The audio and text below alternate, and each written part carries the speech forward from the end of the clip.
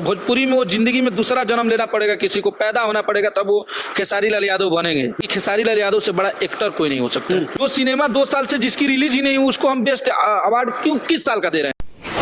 और उनको कोई अवार्ड नहीं, उनके बारे में कोई चर्चा ही नहीं कर रहे, इसको तो पक्षपाती न मानेंगे। कि भोजपुरी में जो कलकत्ता में अवार्ड से हुआ जी, वो भोजपुरी के बेस्ट सिंगर का अवार्ड खेसारी जी को नहीं मिला था। कि जिसकी सिनेमा रिलीज हुई, जिसकी सिनेमा घर तक पहुंची है, उसके बारे में आपको चर्चा करना चाहिए। जिसकी सिनेमा ही नहीं रिलीज हुई उसको अवार्ड पे अवार्ड दिए जा रहे हैं, ये कौन सा अवार्ड से होता? वहाँ पवन सिंह को सम्मानित किया गया, यहाँ खेसारी लाल यादव किया गया। अवार्ड शो में भी अंतर था। एक लास्ट क्वेश्चन करूंगा अखिलेश जी, अभी रात के बज रहे हैं 12:30, आपका टाइम नहीं लूंगा। दोस्तों ये वही अखिलेश कश्यप हैं जिनको लोग बाबा अखिलेश भी कहते हैं। ये प्रसिद्ध इसलिए है, ये भोजपुरी के सुपर स्टार खेसारी लाल यादव के राइटर हैं और ये भोजपुरी समाज को बहुत से हिट गाने इन्होंने दिया है। तो चलिए दोस्तों, अब आप लोग ही बताइए कि इनको इतनी ज्यादा मिर्ची क्यों लग रही है पवन सिंह को अवार्ड मिलने पे।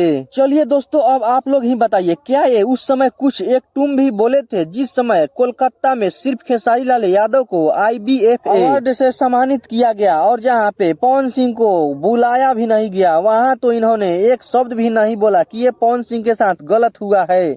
कहीं ना कहीं उनको भी बुलाना चाहिए और उन्हें भी किसी न किसी अवार्ड से सम्मानित करना चाहिए था। दोस्तों, मैं इन दोनों स्टारों में से किसी का पर्सनल फैन नहीं हूं, मैं दोनों का गाना सुनता हूं और दोनों से प्यार करता हूं। बाकी आप लोग अपना प्रतिक्रिया कमेंट बॉक्स में जरूर दीजिएगा।